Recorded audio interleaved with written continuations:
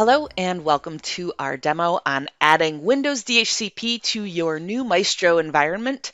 If you've been following the videos along, you've got Maestro installed, you have imported or created some new IP ranges, you have your DNS Windows server connected, and so today we are going to add some DHCP information so that we can have our DHCP scopes be managed by Maestro.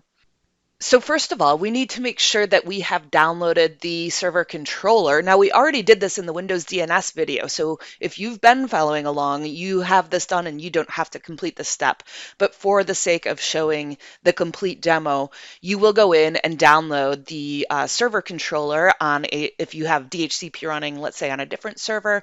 And again, with Windows, we actually only need one service controller, one agent installed in our entire domain for both DNS and DHCP. So if you've already gone through this process, no need to do it again.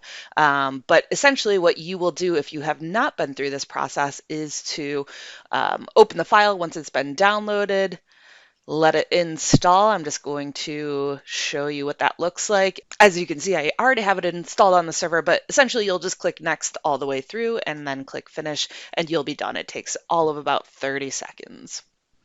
So we'll finish that. And just to show you what I have running on my server here, so this is the same server I used for the Windows DNS connection. I also have DHCP running, as you can see. If you don't have a Windows DHCP server, you can just go to your server manager, go to Add Roles and Features, role-based or feature-based installation, click Next, select the server, click Next, and then make sure that you have DHCP checked, and then click Next all the way through. Now, this is just showing Windows. Of course, we will work with a Linux distribution of DHCP. If you're using something like Kia, we'll work with that as well. Okay, let's check what we already have for DHCP loaded up on this Windows server. I do have a DHCP v4 scope with some exclusion ranges, as well as a DHCP v6 scope. So those are the two things we already have on the server if you're not starting Greenfield. And then we'll pull up Maestro. And you can see I have nothing so far for DHCP, so I'm going to go to the Admin tab and go to Server Management and click on Add DHCP Server. So the name of this server is DC1. The server address is, let's find that out, 172.31.17.190. This is Microsoft. I am going to check the Manage DHCP v6 service. You can untoggle that if you're not using DHCP v6 and leave that service off completely.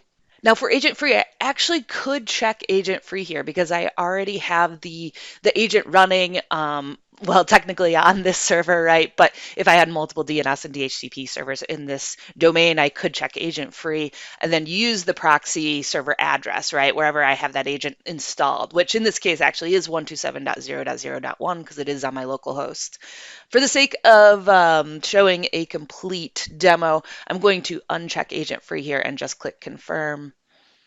And we'll click, we'll add the first DHCP server here and we'll click save.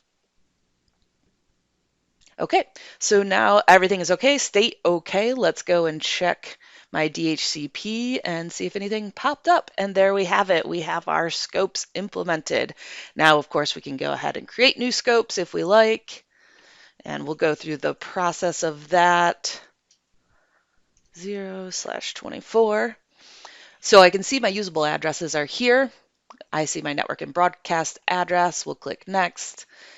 Start of the address pool. So maybe I usually go from 5 to 250 because I like to follow a consistent template titled Demo 2.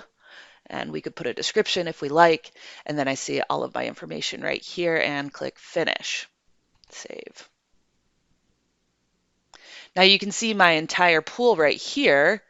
I can also go back and I can also do things like set discovery schedules, manage the DHCP pool itself. I can add exclusion ranges right in here. We'll discard that change for right now, and we'll just click into a range I already have. Now you can see on the left here, now these are all free, of course, because I only have one server in the entire lab, but you can see my exclusion ranges in red here, the .5 through .10, if you'll remember, that's what I had specified, and then 10 to 250 should be freely able to distribute those IP addresses.